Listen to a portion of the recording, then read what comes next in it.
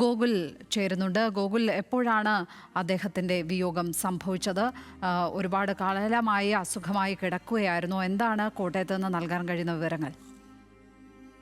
ലക്ഷ്മി, അല്പസമയം മുമ്പാണ് അദ്ദേഹത്തിന്റെ മരണം ഔദ്യോഗികമായിട്ട് സ്ഥിരീകരിക്കുകയുണ്ടായത്. കോട്ടയം മെഡിക്കൽ കോളേജിൽ അദ്ദേഹം വാർദ്ധക്യ സഹജമായിട്ടുള്ള അസുഖങ്ങളെ തുടർന്ന് ഏറെ നാളായിട്ട് ചികിത്സയിലായിരുന്നു.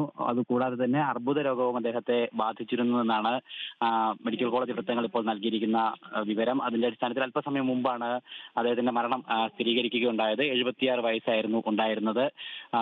ബാക്കി ഇപ്പോൾ നിലവിൽ അദ്ദേഹത്തിന്റെ മൃതദേഹം മെഡിക്കൽ കോളേജിൽ തന്നെ സൂക്ഷിച്ചിരിക്കുകയാണ്. ബാക്കി സംസ്കാര ചടങ്ങുകളുടെ കാര്യത്തിൽ ഇതുവരെ തീരുമാനമായിട്ടില്ല എന്നാണ് അടുത്ത ആളുകൾ, അദ്ദേഹവുമായി ബന്ധപ്പെട്ടിട്ടുള്ള ആളുകളിൽ നിന്ന് നമുക്ക് ലഭിക്കുന്ന വിവരം. എന്തായാലും കോട്ടയം കല്ലറ സ്വദേശിയായിരുന്നു അദ്ദേഹം. അദ്ദേഹത്തിന്റെ വിയോഗം തീർച്ചയായിട്ടും ദളിത് പ്രസ്ഥാനങ്ങൾക്കും അതോടൊപ്പം തന്നെ ദളിത് ആശയങ്ങൾ ഉയർത്തിപ്പിടിക്കുന്ന ആളുകൾക്കും ഒക്കെ തന്നെ വലിയ തീരാനഷ്ടമാണ് എന്നുള്ള കാര്യത്തിൽ യാതൊരു സംശയമില്ല. കാരണം ഈ ദളിത് പ്രസ്ഥാനങ്ങൾക്ക് വേണ്ടിയിട്ടും ആ ആശയങ്ങൾക്ക് വേണ്ടിയിട്ടും തന്റെ ജീവിതം മുഴുവൻ മാറ്റിവെച്ചിട്ടുള്ള ഒരു വ്യക്തിയായിരുന്നു കെ കൊച്ച് എന്ന് പറയുന്നത്. അദ്ദേഹത്തിന്റെ രചനകളിലൂടെയും അദ്ദേഹത്തിന്റെ നിലപാടുകളിലൂടെയും ഒക്കെ തന്നെ കൃത്യമായിട്ട് ദളിതർക്ക് വേണ്ടിയിട്ടുള്ള പോരാട്ടങ്ങളും അവരുടെ അവകാശങ്ങൾക്ക് വേണ്ടിയിട്ടുള്ള നിലപാടുകളുമൊക്കെ അദ്ദേഹം കൃത്യമായിട്ട് വ്യക്തമാക്കുകയും ഒക്കെ തന്നെ ചെയ്തിരുന്നതാണ്. എന്തായാലും അദ്ദേഹത്തിന്റെ വിയോഗം ഒരു തീരാ നഷ്ടമായി തന്നെ ഈ ദളിത് മേഖലയിൽ പ്രവർത്തിക്കുന്ന ആളുകൾക്കും അല്ലെങ്കിൽ അദ്ദേഹത്തിന്റെ പ്രിയപ്പെട്ടവർക്കും ഉണ്ടാകുമെന്നുള്ള കാര്യത്തിൽ യാതൊരു സംശയമില്ല. നിലവിലിപ്പോൾ മൃതദേഹം മെഡിക്കൽ കോളേജിൽ തന്നെ സൂക്ഷിച്ചിരിക്കുകയുമാണ്.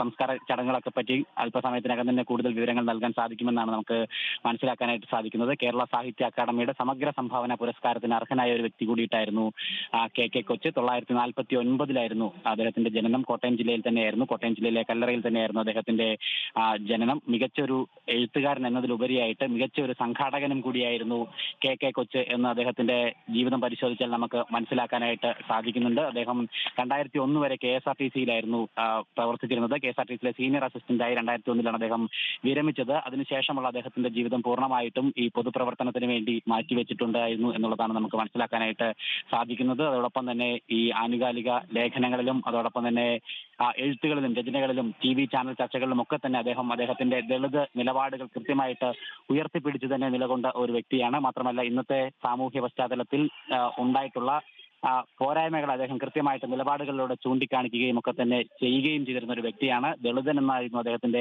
ആത്മകഥയുടെ പേര് തന്നെ. ഏറെ ശ്രദ്ധ നേടിയിട്ടുള്ള ഒരു ആത്മകഥയായിരുന്നു അദ്ദേഹത്തിന്റെ ദളിതൻ എന്ന് പറയുന്ന ഒരു പുസ്തകം. അത് കൃത്യമായിട്ട് കേരളീയ സമൂഹം കൃത്യമായ ചർച്ചയ്ക്ക് വിധേയമാക്കിയിട്ടുള്ള ഒരു പുസ്തകം കൂടിയായിരുന്നു എന്ന് നമുക്ക് മനസ്സിലാക്കാനായിട്ട് സാധിക്കുന്നുണ്ട്. അതുകൂടാതെ തന്നെ നിരവധി പുസ്തകങ്ങൾ, ബുദ്ധനിലേക്കുള്ള ദൂരം, ദേശീയതയ്ക്ക് ഒരു ചരിത്രപാഠം, കേരള ചരിത്രവും സാമൂഹ്യ രൂപീകരണവും, ഇടതുപക്ഷമില്ലാത്ത കാലം, ദളിത് പാഠം, കലാപവും സംസ്കാരവും തുടങ്ങി നിരവധി കൃതികൾ അദ്ദേഹം കൃത്യമായിട്ട് തന്റെ നിലപാടുകൾ വ്യക്തമാക്കുന്നതിന് വേണ്ടി രചനകളാക്കി ആളുകളിലേക്ക് എത്തിച്ചു അല്ലെങ്കിൽ പൊതുസമൂഹത്തിന് മുന്നിൽ വെച്ചു എന്നുള്ളതാണ് അദ്ദേഹത്തിന്റെ ഏറെ ശ്രദ്ധേയമായിട്ടുള്ള സംഭാവനയായിട്ട് നമുക്ക് പറയാനായിട്ട് സാധിക്കുന്നത്. ഒപ്പം കേരളത്തിലെ കൂടാതെ തന്നെ ഇന്ത്യയിലൊട്ടുക്കുമുള്ള ദളിത് കീഴാള ജീവിതങ്ങളെ കൃത്യമായിട്ട് അടയാളപ്പെടുത്താനും അവരുടെ അവകാശങ്ങൾക്ക് വേണ്ടി പോരാടാനും തന്റെ ജീവിതം സ്വയം ഒഴിഞ്ഞു വെച്ചൊരു വ്യക്തി കൂടിയിട്ടാണ് കെ കൊച്ച് എന്നുള്ള കാര്യത്തിൽ യാതൊരു സംശയമില്ല.